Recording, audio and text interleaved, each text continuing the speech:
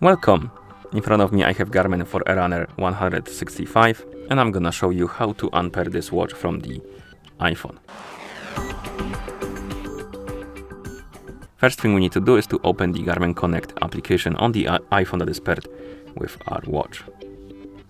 Actually, let me close it and reopen it like this. Once you open the application, you should see the My Day page, and you can tap on More option to open the menu, scroll down, tap on Garmin Devices, and on the Devices page you should see Forerunner 165, tap on it, and here find the icon in the top right corner, tap on it to open the menu, and tap on Remove Device, then tap on Remove to confirm. Tap on OK. Here you can close the settings, or rather the app. Now open the settings on your iPhone, find the Bluetooth option, tap on it, and here you should see a Forerunner 165 on the list of my devices. Tap on the info icon next to it, tap on Forget this device, and tap on Forget device to remove it. Like this.